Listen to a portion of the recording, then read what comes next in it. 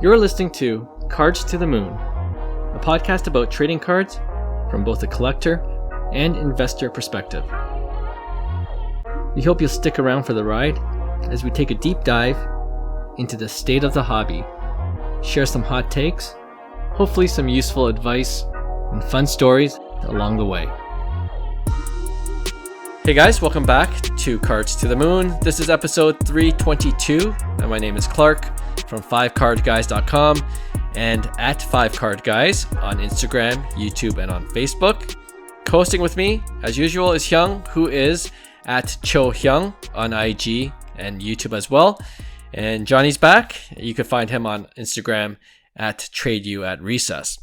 All right, off the top today, I wanted to get your thoughts on this brand new incentive from Topps to anyone who acquires what they say is the trifecta of top cards for baseball players. And that is the player's MLB Rookie Debut Patch Auto, right? Number 2, of course, the Bowman Chrome First Superfractor Auto, and the Topps Chrome Rookie Superfractor Auto, rounding the top 3. And if you do have all 3, Topps will be giving you the Three Kings baseball card with the design incorporating the original photos from those 3 cards I just mentioned, as well. It includes the RC, First Bowman, and Rookie Debut Patch emblems. All right. One more thing to note, claims must be submitted within 10 years of the release of a player's Rookie Debut Patch Auto. So you got a 10-year timeline to redeem to get that Three Kings baseball card. Just going to turn it over to you guys. Initial thoughts on this incentive. That's crazy. Who is collecting these things as a collector? It's pretty crazy to acquire one Superfractor, but all 3 is something else for sure. Crazy. That's insane. Yeah. Well, I'm glad you asked because we were just talking about this off air. At Kern's Cards, I think he is also the host of the Sports Cards CEO podcast.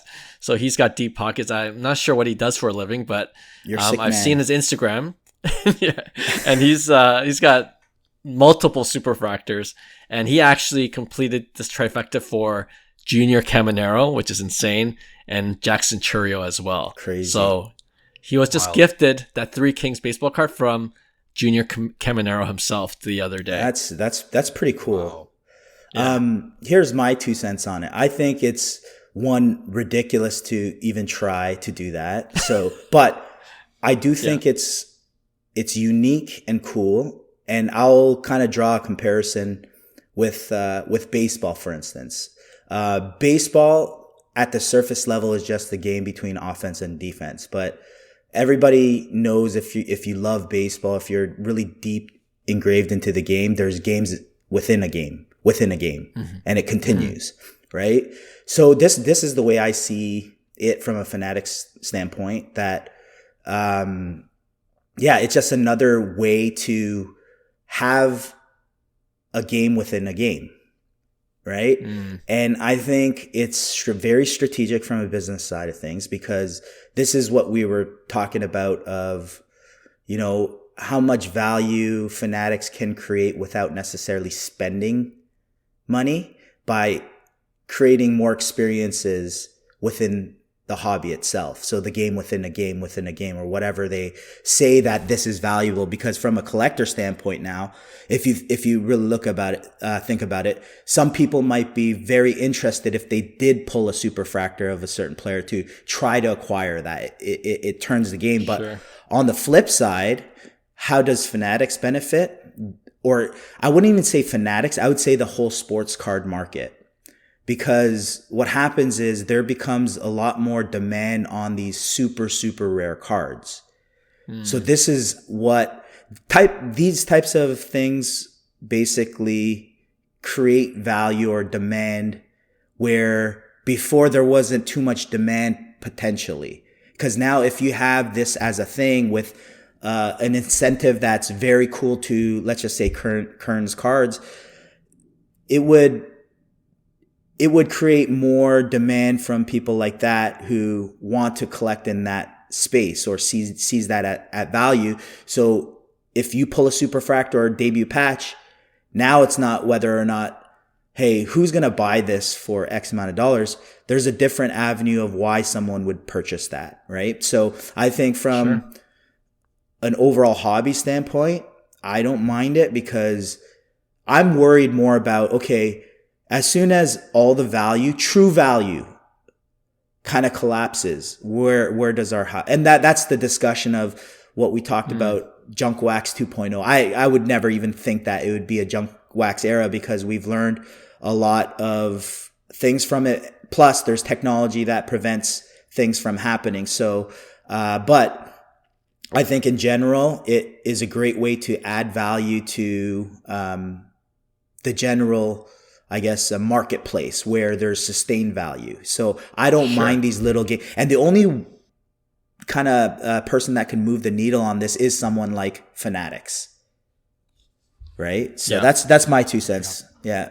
You know, when I first saw the post on Instagram, I mean, as a smaller measly collector, not not a big whale, your initial reaction is like, yeah, like who cares? It's just the rich of the rich. Like I Yeah. think most of the comments you'll see on Instagram is this is for the rich. Like what this is not news. But you know what? Hey, Keston Hura, get your autograph hand ready, man. We're coming for you. I was thinking. Like Yeah.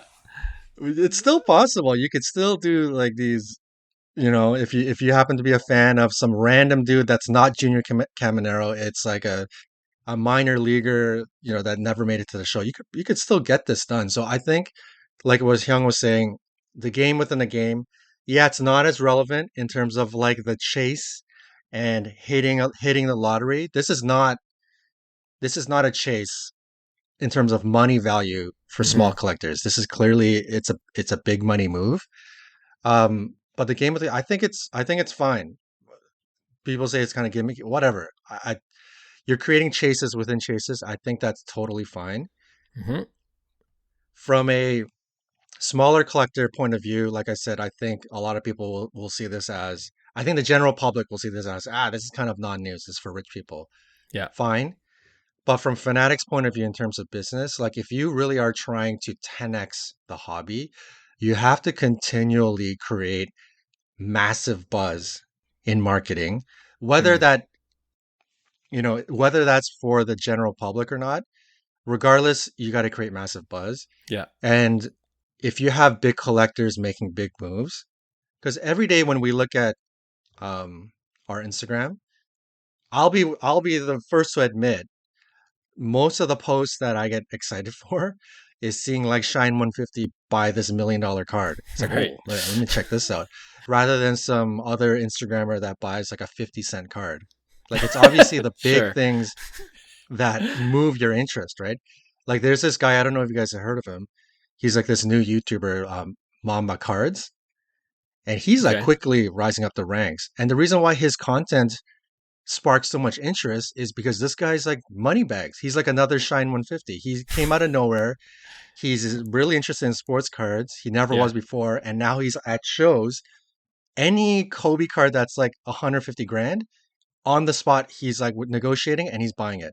And he finds another one, Michael Yeah. Jordan Auto, that's like 100 grand. He's like, how much you want for it? 90. Handshake deal done. And his content is like skyrocketing because that's what people Dang. want to see. Yeah. So Fanatics is smart. They're going to want to create more buzz, more YouTube content, more social media content around big money people making Mm. transactions, like that guy that has a three Junior Caminero, um, Yeah. the three kings, and he gets it directly from Junior, right? Like that's the content that people generally want to see. Whether or not that happens to them Yeah. is besides the point. For Fanatics, in terms of a business move, big picture, trying to 10x the hobby, trying to get people excited about the hobby. If you do see big people, famous people, actual ball players Hmm. transacting in the hobby, that's like influence 101, right? If Brad Pitt Sure. buys this type of sweater, I'm like, yeah, I'm gonna go buy that sweater. I mean, that's it's like celebrities and big people that move the needle. So I mean, from a Yeah. business standpoint, in terms of the what Fanatics is trying to do in growing the hobby, I think it makes sense. And how you want to take it as a general collector, it's up to you. But I'm yeah, um, Yeah. it not necessarily for us, but yeah, I'm fine with it. Both awesome points. I was trying to brainstorm how can I like skyrocket my YouTube page, and I guess I just got to buy 6-figure cards. That's the only way step it up. Yeah, that is to do it. right. Start ripping flawless. Boom. That's right. I think that'll do the trick. And it's so hilarious. You kind of took my point about, initially thinking it's for the elite, right? That's my first thought as well. And I'm like, this is cool, but obviously it's never for me. But then what you mentioned, John, about going after the lower tier players, you like Gray Kessinger. You've heard of him, right? No, obviously you didn't, because his MLB debut patch is like $1,300 sold the other day. So if his MLB debut patch, that's probably the most you're going to spend on his 1 of 3 cards. But the thing is, you got to make sure that they have like a Topps Chrome Super or a first Bowman Chrome Super, because not every rookie gets one, right? So do your research first before you go trying to get all 3, and then realizing there's no Topps Chrome Superfractor for a certain rookie. But I take back the Keston because I forgot he doesn't have a debut patch. Right. No, he does. Kessinger does. Oh, he does? Yes. Yeah, I just did a quick Google search. Yeah, he does. No way, because he's from before the debut patches came out. I guess they did some retro. No, maybe it's a different Kessinger. Gray Kessinger. Grae. I was just looking for. No, you're saying Keston Hira. Sorry, I'm talking about Keston. Our boy Keston Hira. No, it was before. No. Yeah, he was before that time. He's still mashing. I'm just saying. In the minors. He is. In the minors. He might take another sniff at the in the big leagues. I'm rooting for Keston. I have a lot of pink refractor PSA 10 still, so. Yeah. You guys are highly optimistic.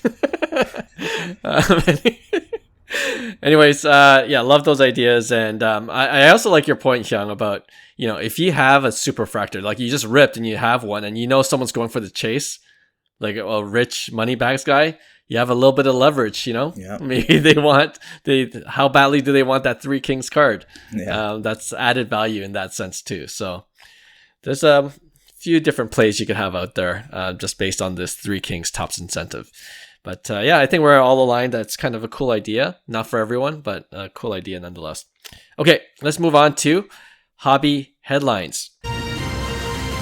So I reposted on my IG stories at 5 Card Guys something that Card Vault by Tom Brady posted recently, and it's that they are expanding very quickly with 7 brand new locations opening soon.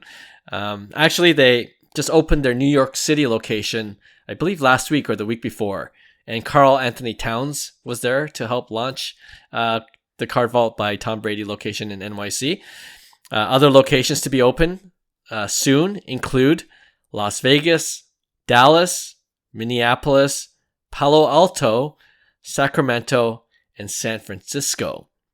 Now, put that aside, because David Adams, when I was in New York City for the second Fanatics Fest, I went to their NYC location. Obviously, we know their original location is in Buffalo, New York, one of the biggest card stores in the country, on the continent. So they already have a couple of stores out there. And closer to home, I interviewed John Amendola of Mint Inc. recently, and they're about to open a new location in Ajax, which is a half hour out from Toronto. So all of that got me thinking, with the hobby growing as it is, do you guys think the expansion of these hobby shops that are essentially becoming chain stores now, are they the future of the hobby landscape? And if you think so, will this be bad for other local card shops, or even for other retailers, bigger retailers like Walmart and Target? Or do you think there's room for all these kinds of stores in the hobby? First and foremost, I think hobby shops need to evolve, period. It's been like that for the past, I would say at least 10 years, where it totally changed. And I know there's a lot of good that come out of hobby shops, and we have great memories And I'm all for supporting local hobby shops. But what you're seeing with the Tom Brady vaults, the Mint Inks, the chain stores that are growing, they are evolving because the whole market, the whole hobby has been evolving. So the services that are required now, the demand from the public, the hobbyists like us, such as, let's just say, grading. Like a regular hobby shop wouldn't offer that, right? Because so much has changed in the PSA landscape.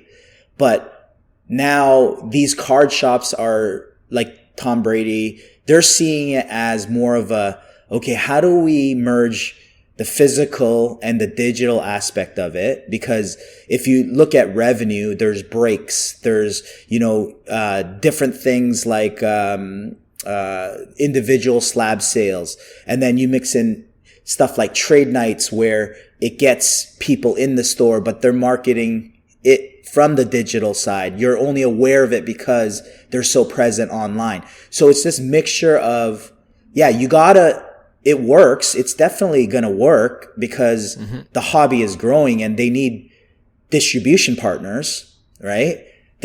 People need to go to places. You're either going to retail, Walmart, Targets, or your local card shop, or most people go on Facebook groups for online breaks, right? So the opportunity is there. As a brick and mortar store owner, you're going to either have to accept that or be stuck in the old way of thinking, saying the hobby sucks. We are an old school hobby shop.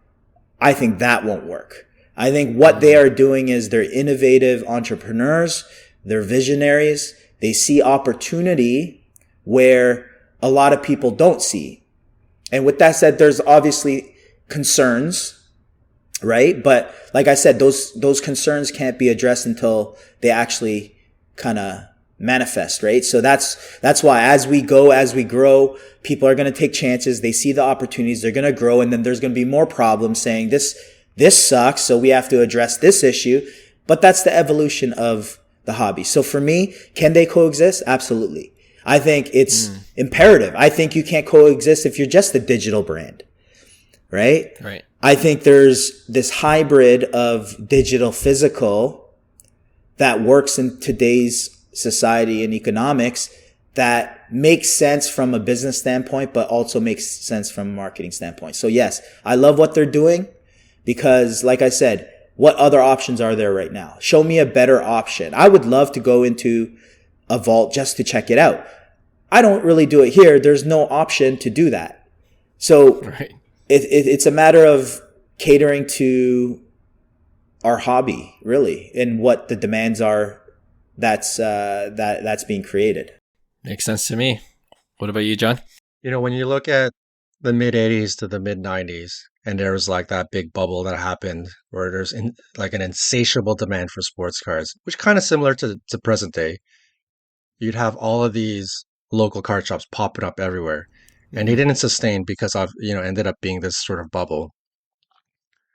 Fast forward to today, and some people might see it the same way, but I think because the fact that Fanatics is involved, and this is looking like not just a bubble, but sustainable growth. Like this demand is really going up and it looks like it's sort of here to stay. And as a result, you're seeing these bigger brands expanding, making these giant franchises, right? You'll see David Adams, you'll see maybe, I don't know if you mentioned, but you mentioned in the notes, like maybe Fanatics opening a store. Right, that too, yeah. Card Vault opening, like, so these bigger sort of known brands now. And, Jeff Wilson, if they start expanding to all the major cities, I mean, which we could possibly expect, that will be trouble for the mom and pop local shop, right? I mean, you'll still get your customers in your immediate area, but in terms of the big picture, yeah, that's probably trouble because, I mean, this is the same as Costco coming along, when Walmart's came along, and the convenience store business, which used to be fairly lucrative back in the day, is no longer lucrative. You're only popular in your exact neighborhood, right? So I think that's pretty much what's going to happen here. And kind of to Hyung's point, for some of these LCSs, you're going to have to adapt. You can't still be the old school, you walk in there and it's just crammed with meaningless product that doesn't really excite, like for some of these old school shops, Yeah. realistically, the reason the three of us would actually walk in there is number one, because it's right near my house. And number two, I just need to quickly and go and get a couple of mag loaders, right? I'm Right. not walking Let's in be there real. It's to to win rip. or that. Yeah. Yeah. If they happen to have product, right? So a lot of times they don't have what you're looking for, right? Mm. You're not going in there to window shop. You're not walking there for the excitement of like a great experience. It's not going to be like that compared to walking into like Dave and Adams in New York, where it's like, whoa, look at this place, beautiful. Look at the product they have on display. Look at the individual single cards. Like they have, Yeah. I'm just thinking of Will's latest purchase, but like Vladdy Bobichek Dual Auto. Like there's things that interest you in the window shopping experience. Hmm. Um, so these local card shops, I think, is going to become your local convenience store. In Canada, we have, Home Depot sort of took over the big brand, but you still have your local home hardware, your local hardware shops that still cater to the neighborhood. So I think that's where this is headed. So in terms of the big picture, are these local card shops sort of in a bit of a pickle? Yeah, possibly. I think so. Unless they start adjusting and doing their best to change with the times, right? Yeah, no, I agree with you. I think for some of these local card shops that have been around for a while, they're in trouble for sure. Because I don't have much confidence that some of these owners who are probably older in age too, right? They've been doing it Right. for decades. I don't know what their ability is to evolve and to adapt. Maybe they don't want to. Maybe they don't want have that energy to do it. And unfortunately for them, it looks like the writing is kind of on the wall in the next 2, 3, 5 years. So unless you evolve as a LCS owner, I think you're in trouble. But I also see there's potential, right? Like I'm aligned with you that almost like this franchising of LCSs, right, with these chain stores is inevitable as the hobby grows because you got to meet the demand, and wherever there's increasing demand, there's money to be made, and you're going to have people that are going to take opportunities to profit off of the current market landscape, right? So it's true of sports cards, and that's not surprising to me at all. But if I see more the potential for these LCS to be like these restaurants. Let's think about the restaurant industry. I love McDonald's. I love that any city I can go to, if I feel like a Big Mac, I can go and get a Big Mac. And I know what their service is like. I know what their standard is like. It's going to be like that for a lot of these like Card Vault by Tom Brady stores and Dave and Adams. You just kind of have an expectation of what it's going to be like. And that's why you like going to these places. But with restaurants, if it's a destination place, like if you hear about it, the reviews, like people are willing to go there, or if I'm close by to that city, I'm willing to drop by this boutique card shop because they offer this kind of experience. I mean, you let the customers come to you. That's a great business model too, right? I think you got to figure it out as a card shop owner, what that is. Like, what can I offer that, these retail outlets, retail stores, card stores can't, then that's where I would start to think, like, what can I do? Obviously having a social media presence will help as well to garner that attention. But yeah, I think part of that is going to be necessary for these LCS owners. Yeah, I was gonna say, Clark, what would they have to do to let the people know that they are special? That's the key, right? And I think that's where the old school mindset thinking doesn't exist. I know local card stores within our area that I guarantee you no one knows they exist. Right. But I go there, and compared to the bigger, like 401 games, let's just say, they're a bigger, I guess, card shop in the Toronto area. Yep. When I went to like Collector's Dream, I would pull like crazy stuff. They have boxes that, like, I was like, you still have this box? But now it's less and less because they're not buying as much, but no one would know. No one would know about Collector's Dreams. You know what I mean? For So it's sure. like, that's where I see local card shops really struggling, is to adapt to, forget the card market. We're just saying basic functionality as a business in today's society. What are the fundamentals that need to be had? And that's what we're talking about. It's like, this is basic stuff. And you go back to local card shops like Mint Inc., right? When John started that, he wasn't a massive franchise, or Mint Inc. wasn't this massive. It was a local card shop. That's what his focus was. But it evolves, right? You realize what the public demands, what they're good at, what they could be profitable and sustainable at, and now where they would invest based on where it's going. And you see it, you could be a local card shop that ends up becoming someone bigger because you've taken the initiative to kind of evolve and,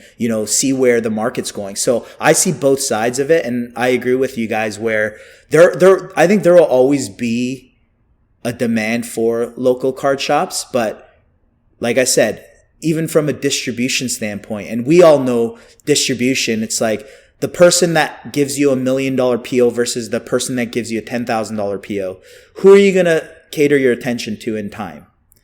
Who are you going to bend the rules to, or whatever? That's what happens when you have distributors, and when you have bigger stores that have these allocations. For instance, if you're a bigger breaker, you have allocations compared to a different local card shop. Because I know that was the issue with local card shops. They had no allocation of product. So it's like stuff like that we've always seen that, especially during these last 5 years for local card shops, is allocation. It's like, okay, Topps Chrome came out. Do you have it? Oh, we didn't get any. What do you mean? Like, that's the latest release. So it's like stuff like that where Sure. I think, there's a lot of things that, need to evolve. Yeah. But I think to your point and to your initial question of like, what do local card shops have to do? Like, part of it is go digital. We already kind of talked about that, right? Because then you expand your customer base, Right. and it's just not local. And then in terms of distribution, or in terms of getting the product, that's another challenge, of course. But what can you do to put yourself on the map in front of a Fanatics rep or Topps rep? You got to increase your brand somehow, right? Like, honestly, if I was in Ohio, I might stop by Card Collector 2's store, just because I know what he has a big following. And you're like, oh, I see his content all the time. It'd be kind of cool to check out his place. And I know he only has one store in, I believe it's Ohio, right? So it's, if you increase your brand, a lot of good things can happen. If you have a lot of attention to who you are, then you can make those kind of connections possibly to get more product, or to partner with different people in the industry that can help grow your business. Any other thoughts, John, on this issue? No, I think I agree with everything you guys are saying. But in our area, I think of like how Hyung, you guys are talking about how, you got to really, what is it that you got to do to differentiate yourself from these big franchises coming in? And I'll give credit, and I don't know if this is their exact story, but Will has a favorite local card shop that he frequents. When we actually used to live really close to each other, but he's since moved north of the city. But he still goes to this shop, which is close to me. It's called Total Sports. And I'll be honest, when they opened, I think during the pandemic. So when they opened, and it's a really small little neighborhood shop, I thought to myself, man, I don't know if it's gonna last. Like, obviously they're taking advantage of the pandemic, but I was like, oh man, these local card shops, it's gonna be kind of tough business. And this guy has grown his business really, really well. And I think, I'm going to guess, the biggest component is he's created a breaking room, and he's pretty much become one of the biggest hockey centric breakers. Like, if you need to go online and break hockey and break the biggest hockey products, Yeah. it's his. I think it's called GS Sports. I could be wrong, Mm-hmm. but you guys may have heard of it. If you ever see like a big hockey break hit, like a Connor Bedard NHL Shield logo, it's usually on his format, because he's the one that's breaking all of that huge product, right? Right. And going back to Hyung, like allocation, I think because he's moving so much product now, he probably gets huge favoritism from Upper Deck, right? So even a small little card shop like that, Yeah. which from the old school mindsets, you would think, dude, this is not going to make it. But he went completely in a different direction, digital. And I'm guessing he's doing pretty good for himself, because most of the posts that I see now is like, hey, I just bought this collection recently. Let's check it out. It's $50,000. Next Yeah. post, hey, I bought another collection from this hardcore collector. It's all Ovies, 100 grand.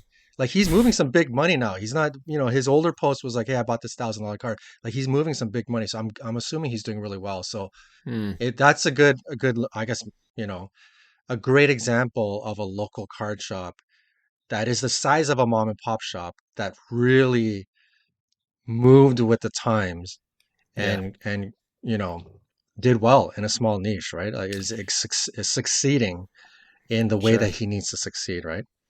No, that's a great story. No, and I guess he's using that strategy, buying six-figure cards to grow his Right. channel. His content is doing well now because of that. But I mean, more to the point, I think you're right. Like, sometimes you just got to find your niche, and if you do your niche really well, guess what? You get a certain amount of credibility, and that builds trust and brand. And I think that's a viable strategy as well.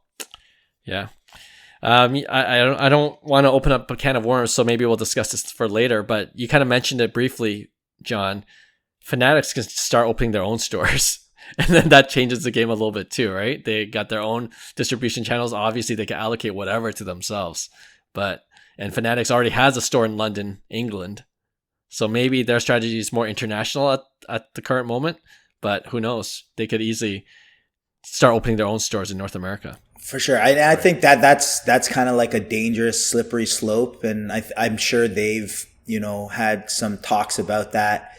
And that it depends on distribution partners. If they're not doing their job, then Fanatics has to do that in-house. But if you have partners that are good at what they do, I don't think you need it. And I think it's strategic flagship stores in different countries that, make the whole ecosystem work. So I hope Fanatics doesn't do that. I think there's things that they should just kind of stay in and let other people do things well, as like the partnerships, what you're seeing, and see how that unfolds. Cause I think they probably, can get the same results without the crazy overhead of investing in their own stores. Yeah. I mean, to their credit, in past interviews, they mentioned that they do want local card shops to be part of the ecosystem. Right. So I don't think they're planning to take over. Great. Yeah. Yeah. Anytime soon or at all. And you know what? You guys might be right, but I think they could still take advantage in terms of their branding. Like, you might see a card vault by Tom Brady powered by Fanatics in the future, right? Like, where they're sponsoring the biggest stores in North America. Right. So that could be their avenue. Yep. We'll see what the future holds, but lots of things changing week to week. Okay. Let's move on to our next segment. It's another round of Quiz Show. Okay, so I've been doing a lot of over-unders because it's been easy to set up, but I want to do a quiz show round with you guys because Johnny's back, so that's always fun to have two contestants instead of just one. So I got 4 questions for you guys for this round. The first one, this is more fun. The first question, which of these is an actual inscription on a Phil Hughes baseball card? Phil Hughes, the former New York Yankees pitcher, who I don't want to rub it in to our New York fans, but we just eliminated, and we're on to the ALCS. Go Jays, go. Let's go. But Phil Hughes, he has, which of these is an actual inscription on one of his cards? Okay. A, I'm going to give you multiple choice. A, Derek Jeter's teammate. B, Miggy is my daddy. C, 191 career home runs allowed. D, all of the above. Jeez. It sounds like an all of the above. It does sound like an all of the above, but I don't think Phil Hughes would just trash himself and just like completely do all of that. Like, I feel like A would be the only thing that would be like kind of like, hey, I'm proud of that. Right. You know what I mean? The other ones are like, yeah. Go I on, remember John. seeing his content. I remember Miggy is my daddy is a thing with Phil Hughes. Oh, really? Like that was, yeah. Is That it? sort of self-deprecating humor. It is. He talked about that for sure. So whether it's on the card or not, Maybe he got owned, but the Derek Jeter one is standard. I feel like it should be there in terms know, of the all of the above self-deprecating humor. Miggy, could my be true. daddy, could also be there too. Yeah. And then so now I'm thinking it might have to be all of the above because he also, 191 home. I could see him doing that too. He can be a bit of a goofball. So hang on, in the big leagues, giving up like 20 home runs a season. I don't know the exact number, is a lot. So if he gave up 191 bombs, that's like, I mean, 88 full seasons of giving up bombs. So Right. the 191 bombs makes sense too. He's been in the league for a while, though, right? Yeah, he was a starter, so he has some innings for sure. Yeah. And hang on, that inscription is very specific. Like I don't think Clark can even make that up. Yeah, that's true. That's a good observation. You doubt my genius when it comes to quiz show questions. How many times have I fooled you guys after 5 seasons? After 5 seasons of the podcast, how many times have I fooled you guys? I'm going to go all of the above. All of the above. But if you fool me, Clark, yeah, you are a genius. Well, I'm going all of the above. You're a certified genius if you fool the both of us. Wow. The correct answer is. Do you see that on your screen? Yeah, it's all of the above. All of the above. All of the above. Damn. That's the most positive one, Phil. Like, let's be optimistic. Let's get some optimistic inscriptions. You had a great career, Phil. What a joker. That's awesome. That's funny though. Yeah. All right. Clark, you're still very smart. You're not a genius, but you're still very smart. I should have stuck one more in there to get you guys, but I was in a rush. Okay. Question number 2. I don't know if you guys heard. Topps Chrome. They're partnering with every IP these days. VFriends and Disney. SpongeBob. I'm going to talk about SpongeBob.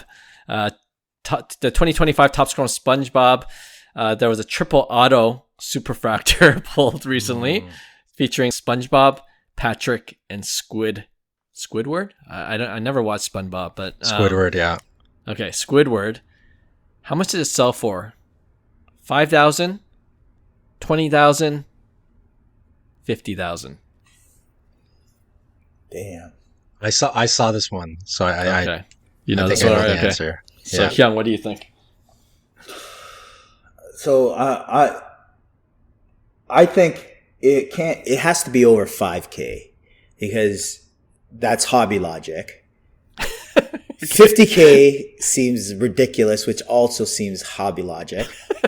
Yeah. The only realistic, delusional answer is 20,000. 20K? You're sticking with it? I'm sticking with it.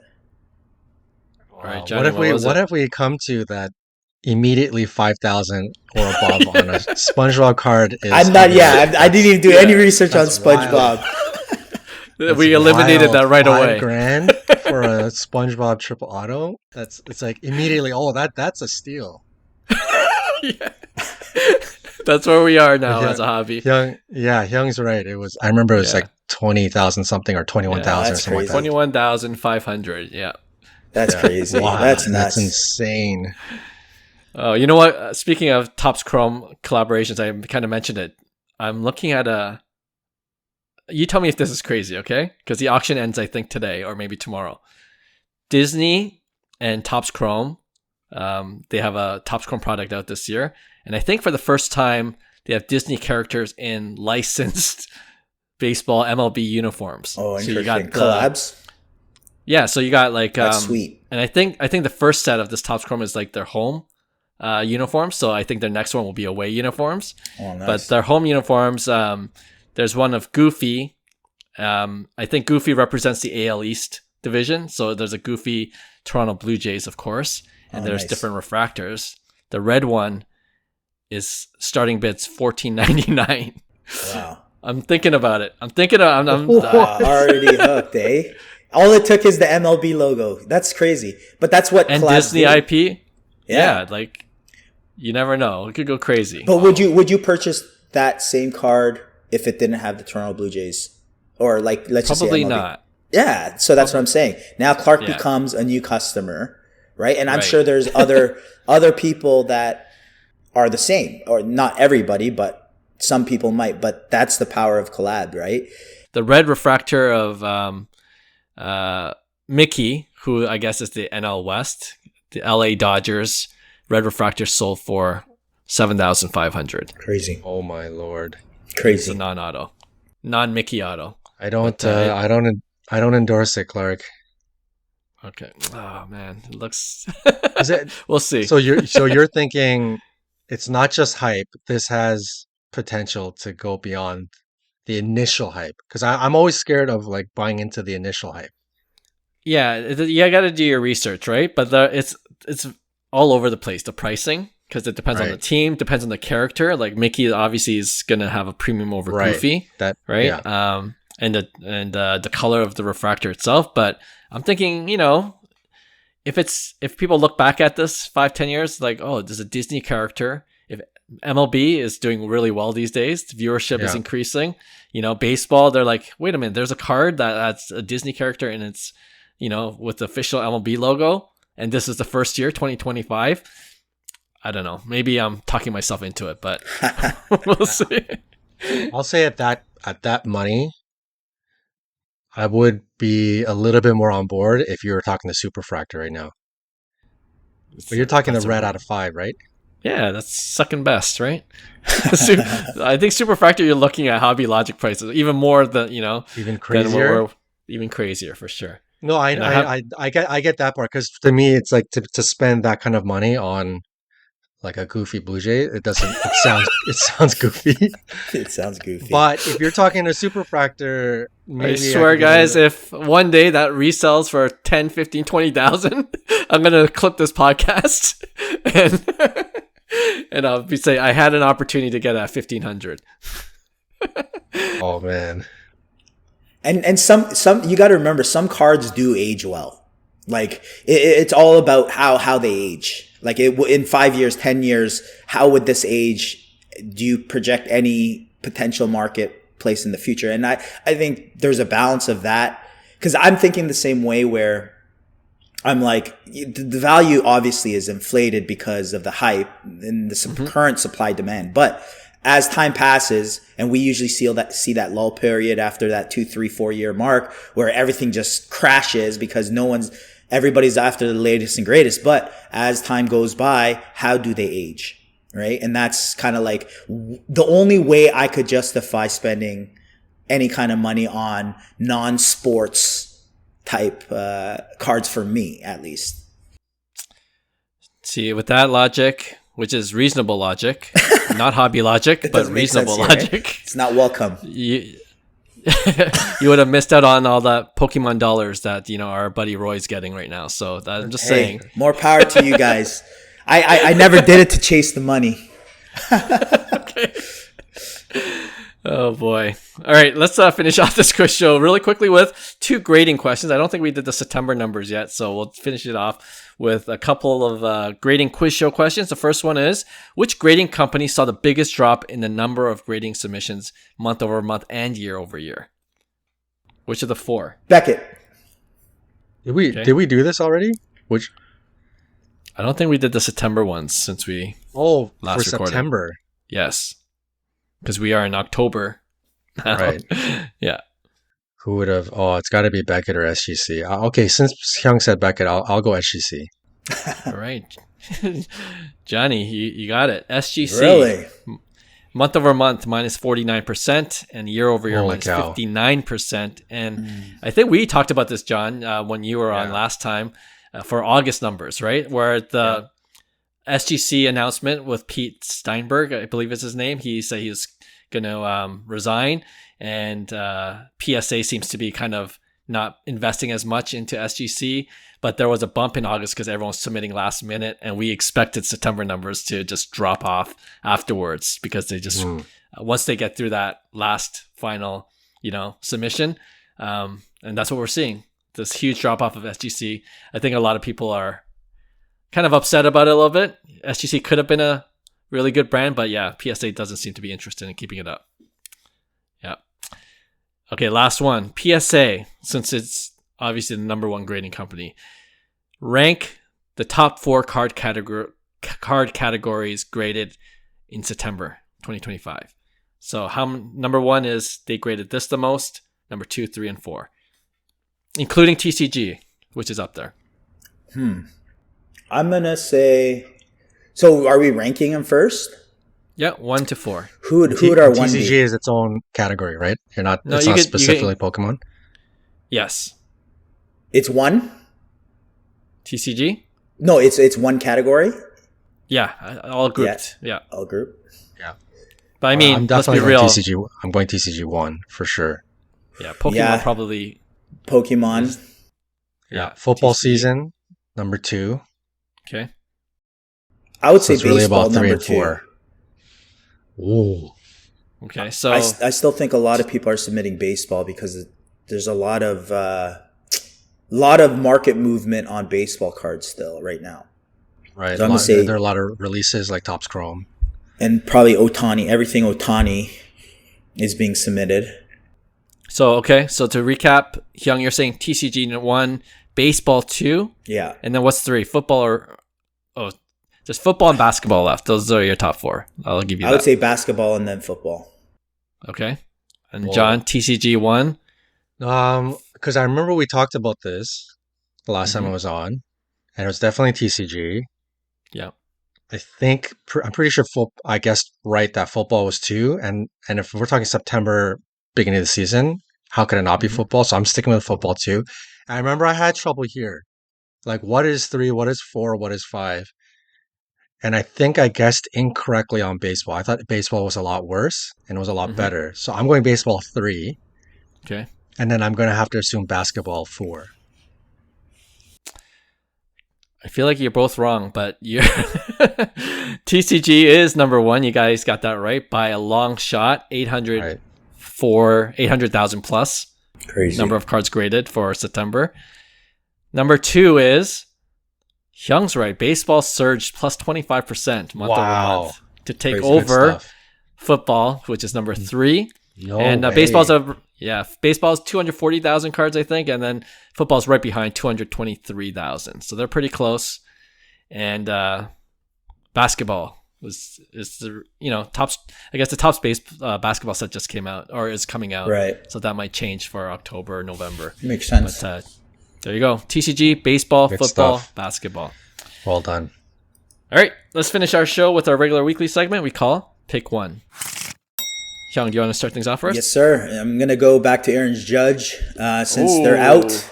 They're out, but... Why are you rubbing it in? Holy smokes. Hey, they deserve it. You know what, though? Before you go, Yeah. say what your pick one is. I was mentioning how I was having lunch with Will and Roy the other day, and actually it's going to be on our Friday episode, but I think Aaron Judge and Juan Soto, both huge buys in the offseason. That's all I'm saying. I don't I'll disagree. Agree. Yeah. Yeah. And now I think Aaron Judge more than ever just because off-season pricing. Yeah. Not saying that you're going to see a huge decrease in really special Aaron Judge's cards because I think people are holders at this point. But like I said, there's always, I think, great opportunity, even if you're priced out of the main stuff. So I want to take 2 cards that I thought were very interesting in terms of the price point because they were sold a week apart. So this last week, so from October 2nd to October 10th. And obviously New York is out. I'll just mention that one more time. The Yankees are out of the playoffs. So this is a good thing. It's like, okay, if Aaron Judge, won the World Series, it's like you have you never know if that price will go down. So it's a good thing. Yeah. Not saying it from a fan standpoint, but anyways, there's There's cards that I think still have great value. So the first one is 2017 Topps Finest. Okay, but these are the Topps Finest first. So it's kind of like an insert auto. It's their Topps Finest first. Still has the rookie emblem. It's an auto, blue wave, numbered to 25. Okay? Aaron Judge, auto. Interesting. Yeah. Okay? BGS 9, auto 10. Sold for $2,000. Okay? Numbered to 25. I'm pairing that with a Topps Chrome, so 2017 Topps Chrome, green refractor, non-auto, $299. So more of his flagship rookie. I know you guys don't like green, but PSA 10. Also sold for just over $2,000, $2,150. So relatively two different cards, two different mindsets in what's the better $2,000 investment at the same time frame of this past week. What do you think the better investment is between these two cards? A flagship Topps Chrome, number 299 PSA 10, or a kind of like an insert auto of a second tier brand of Topps Finest, number to 25, a BGS 9 auto 10. Wow. How much was the Topps Chrome you said again? 2,150. Okay, so they're about the same. They're about the same. Yeah, that's why it's like one person said this is a better investment. The other said no, the Topps Finest is a better $2,000 investment. I'll go first. I think, man, I feel like the last time you gave me the choice for like the green and, it being numbered to 99, that was my tiebreaker. I think it's going to be my tiebreaker again. I'm going with the green Topps Chrome. It's number 99. That's his number. It's flagship, the image and the other one, when you say it's more like an insert, that's another point off, blue wave, did you say? Blue wave, yeah. Half number point 225. Off, but number 20, I would automatically assume it's numbered to 150 unless I look really closely too. So in a BGS 9, I would hope that the value would. Clark, before you fully commit, let me just quickly show you this. I don't know if you have it, the image, but it's a nice looking card. We gotta see. How let me put it in chat really quick. Okay. Here. Oh, but the green one is an auto too, or not? No, non-auto. So those are the two cards. Oh man. But the blue wave one is an auto. An auto. Yeah, that's the quintessential question. For sure. Yikes, that changes things for me a little bit. Oh, there we go. Oh, auto's a no. I thought they were both auto. No. This is flag. But remember, Aaron Judge is numbered to 99. So yeah, that's pretty good. 25 of 25. That's kind of cool too. I changed my mind. I'm going the auto. Really? For baseball, the auto has a premium for whatever reason. Like there's value. Remember we were talking about this with basketball cards. It's not as, there's not as much of a premium for basketball autograph cards for whatever reason. You know what I mean? The Prism, non-auto, higher, like lower numbered parallels do really well. Right. But for baseball, the auto has a premium. I'm going with the blue wave number to 25. I changed his mind. You did. Yeah. I think this has become such a big question. Younger collectors, not as much, because younger collectors, I think at this point, they don't really care about the word flagship. But going back 5 years and speaking to collectors like around our age and demographic, flagship was a big deal, right? So now the question I'm thinking the same question because I own the Juan Soto refractor out of 250 flagship. And I keep asking myself, I think I should be getting out of this card and rather going into a lower grade Juan Soto, like a Heritage Auto rookie or something for the same money. I think that might be a better buy. And I'm sure a lot of people are now thinking that, right? I think this is a great question because you're now thinking, do I go flagship perfect, green refractor PSA 10, or same value of something else? Right. Even if it is a bit more obscure, but it's an auto, right? This one in particular, perhaps if the card was even more obscure, like a Topps high-tech or something, this is finest. Yeah, maybe obscure compared to flagship, but I think what wins me over here, if it was a 50-50 call, number one, I'm in agreement with you guys. I think the tide is shifting on flagship. I think it's having less and less meaning. So if I'm gonna advise somebody how are they gonna spend their $2,000, I think by default you have to go auto, especially if it's on card. It's a no-brainer. And on top of that, what makes it even easier here is the actual card itself, the visual, it looks great with like the big Yankees logo in the background. It almost looks like an Independence Day type. It's got that kind of vibe.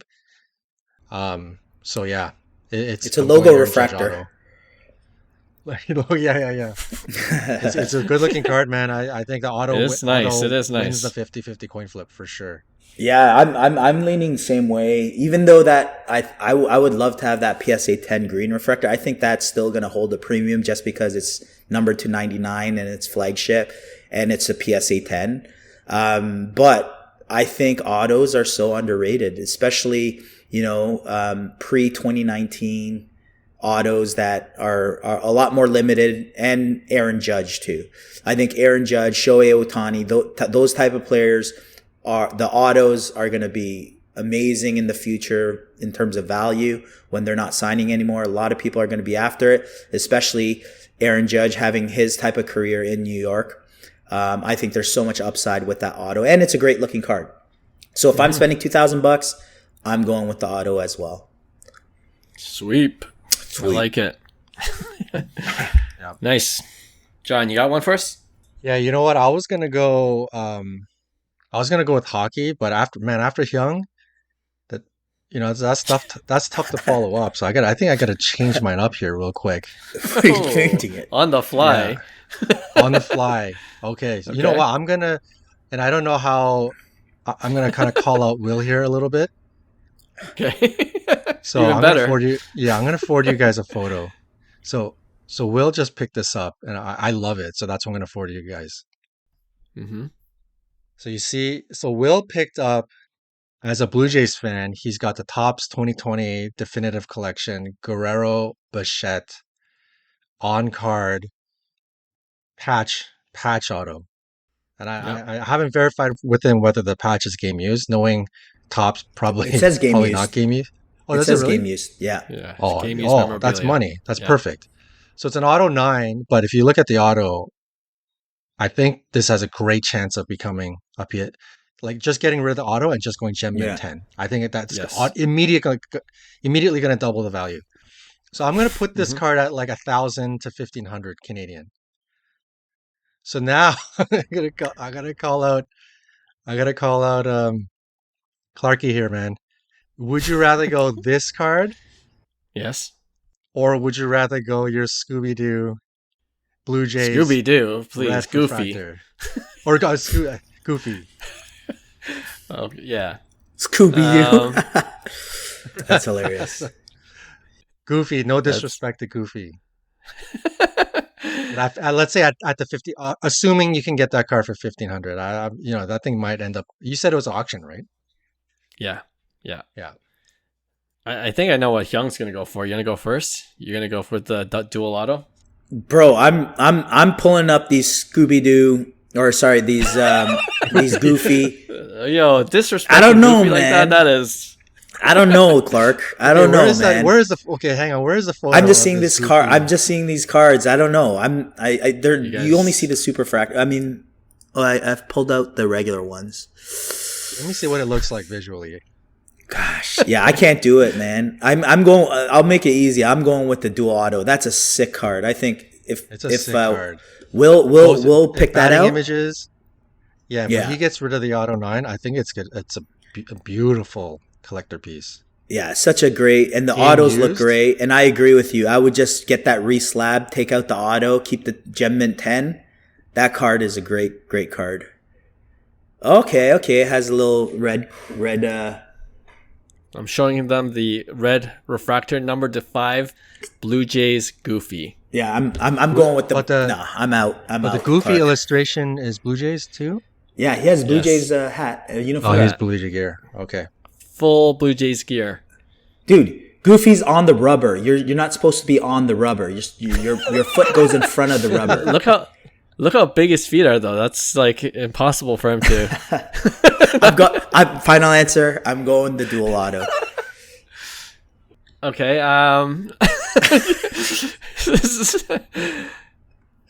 1,500. That's the price. If I could get that for 1,500. Yeah. 1,500. I'm going Goofy, man. Oh, Red refractor Goofy, 1,500 all the way. Wow. All the way. Because crazy. on my watch list, there is another dual auto, Bichette Vladdy. Yeah. Right? Let me show it to you guys, since we're doing show and tell today. So I've been looking at this BGS 8.5 dual auto Vladdy and Bo. The patches are much nicer. Sorry to say to Will. It's like multicolored, blue and white. For $713 US, half the price of what we're talking about. I like that too. I'm just saying there are other options for the dual auto. Okay. So the red refractor Goofy MLB, I know it's a risky play, but it is only numbered to 5, so the rarity will help, if it does pop off. So I'm going with the Goofy. I'm sticking with it.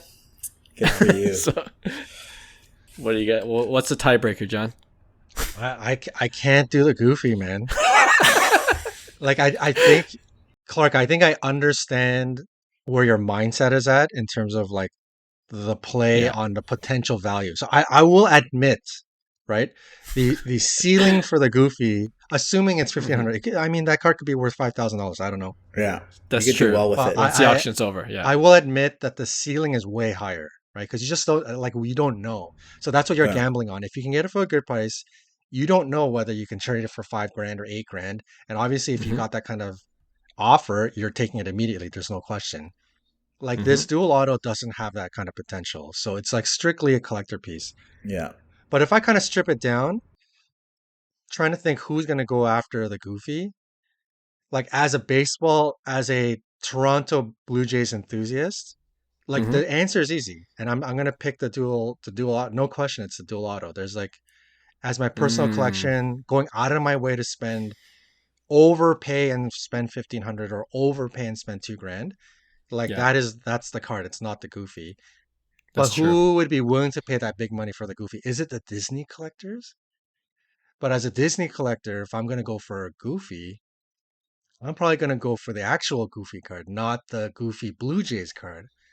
Right. And as a Disney collector, if I was getting a baseball, unless I'm Canadian, the Blue Jays is not catering to my interest. It's got to be like Yankees or Dodgers, right? Excellent point. Yeah. So for me, you're not really attracting the Disney collectors. It's strictly Blue Jays collectors here. So as a Blue Jays collector, I think the answer is easy, and my answer is the Vladdy Bichette dual auto patch, game used on card. PSA 10. Yeah, no, excellent points. And you know what? This is why I love the podcast. I'm not going to go for the Goofy. You're absolutely right. The resale value won't be there because I got to look for a Goofy fan and a Toronto Blue Jays fan that values Topps Chrome as a product and knows what a red refractor really is valued at. So, you know what else is on my watch list before? This is the last time I'm going to talk about Disney Topps Chrome, okay? For all our listeners. There's a Mickey Mouse LA Angels. Anaheim Angels, there's that connection with Disneyland. I think that might be a better play if I'm thinking of flipping later. I could see that. Yeah, I could see that. A black refractor number to 10. So too much hobby logic. Yeah. It's inception levels of hobby logic right now. So, I'm lost in it right now. All right. Oh man, I almost want to finish the episode there. Okay, one quick one. And this is a Blue Jays point, okay? Since we're all being homers right now. The Vladdy Guerrero. Okay, before I say what the two cards are, just no one respects the Blue Jays as a legit World Series contender until maybe now that we're in the ALCS. Because if you look at all the clips, MLB on Fox guys, David Ortiz, Jeter, A-Rod, of course, and the other host, they made their World Series prediction. How many have the Blue Jays been in? 0. They all set the Yankees, and now their predictions are bust. right? They said Yankees over Dodgers, Yankees over Phillies. That's predictions horrible. So I'm just saying that generally speaking, and going back to your point even about the dual auto, only Toronto fans are going to want these cards if you're looking to flip. You know what I mean? There's not going to be a lot of hardcore Vladdy Guerrero Jr. Like Vladdy's a superstar, but I would say the majority of people that want Vladdy high-end cards are still Torontonians, to tell you the truth. Whereas Judge has fans all over the world. You know what I mean? Even us. Like, I want an Aaron Judge card. But Vladdy's different. So I think that shows in the value. So on one side, you got Vladdy, his first Bowman 2016 Gold Refractor PSA 10 that sold recently, maybe in August or September, for just over $9,000. Wow. Gold. Or a Juan Soto, who's more universally loved and enjoyed. His Gold Refractor BGS 9.5, not even a PSA 10, but a BGS Gem Mint 10 Auto, sold, I think, this month or last for just over $20,000, which is a better value for you in terms of investment and everything else. Sorry, the Topps Chrome non-auto gold refractor, like the flagship card. No, Bowman. No, they're both Bowman Chrome. Bowman. They're both Bowman Chrome. Yeah, I heard that wrong. Sorry, yeah. So they're both first Bowman Chrome autos.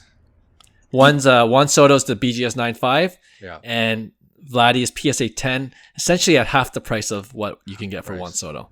I will say this, Clark. There was a point in time in history before the whole card hype that Vladdy outsold Soto in every aspect. Right, yeah. Sure. So for me, I still think there's a huge Vladdy fan base, and I think he is one of the best hitters in baseball, if not the best right-handed hitter potentially, other than Aaron Judge. And gold PSA 10 is ridiculous. So to me, at $9,000, would I rather have the Juan Soto card? I think I'd rather have the Juan Soto card because I believe in Juan Soto that much, and he's going to be even better than I think Vladdy when it's all said and done. But for that price point, I think there's so much upside in that Vladdy card. One, it's a PSA 10. One, it's a gold, true gold, and it's at $9,000 compared to half the price of a BGS 9.5. To me, the better value is Vladdy for sure. I'm going to pick Vladdy. And that's putting my Toronto bias aside too. Okay. Yes. Yeah, when prospects first come out, they cater to everybody. You're a fan of the prospect. It doesn't matter what team they're on, right? Like Luis Robert, like we didn't care about Chicago White Sox. You're just following the prospect in hopes that he becomes the next superstar, right? It's whether he retains that status as a superstar as he keeps going forward, right? Vladdy tailed off a bit. So obviously now, yes, I think Hyung's right because there were so many Vladdy fans to begin with as a prospect, especially after this current run, the Grand Slam, all that stuff. They could be back. They'd be like, oh, I knew it. Like I shouldn't have gave up on Vladdy. Like, yeah, this guy's a stud. But clearly, majority will be of the home team at this point. After the lull and the hype kind of dissipates and falls away, you're looking at hometown is going to be the majority of collectors. With that being said, man, for me, I think long term, I mean, just apples to apples, I think Juan Soto is the answer.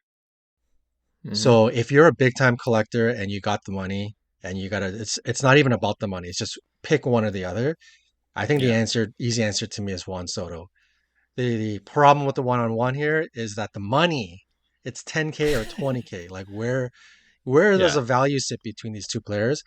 I think I kind of agree with Hyung. I think the $9,000 or $9,500 on the Vladdy card is probably the better buy of the two. What is seemingly buy lows, right? But long term, Brent from Deep Value Investor, I think no question, he's going to be like, yeah, it's Juan Soto's the answer. Like, put money aside. Like, that's the card you go for. So I'm going to say, I'm going to say Vladdy right now, 59 to 41, just because. Just because of $9,000 or whatever the price was, just under 10. I think that's slightly the better value buy, but big picture. I think it's an easy answer on the other side. I feel like Johnny pulled a Johnny. Like it's, Johnny pulled I the thought you were Johnny. gonna say Juan Soto for sure after that. And, Yeah. And you know what? I don't even have to say much. I'm going Juan Soto. Long term, I think the value is there. I can't disagree. In real life, I'm buying that Vladdy. In real life, I'm picking that up for myself. For especially at that price, I agree with you. The value is tremendous.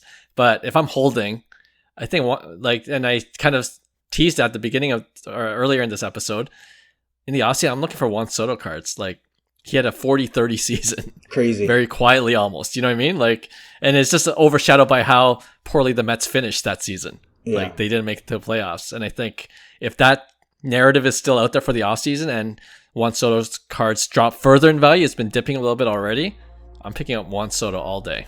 I like it. Yeah. All right. Oh, longer episode than usual. Usually I have these long episodes with Will and Roy because we go on millions of tangents, but I feel like we kind of did with the Disney Topps Chrome. Maybe that's why I added 50 more minutes to this show, but I appreciate you guys. I appreciate all our listeners, and we'll have a brand new episode for you next week. Talk to you then. Bye. Hey, thanks for listening to Cards to the Moon. We'd really appreciate you subscribing to our podcast wherever you listen to your podcasts. And you can also connect with each of us on Instagram at 5cardguys, or you can follow Hyung at Integrity Sports Cards, or John at TradeU at Recess. You can also check us out at 5cardguys.com. Thanks again, and hope to connect soon.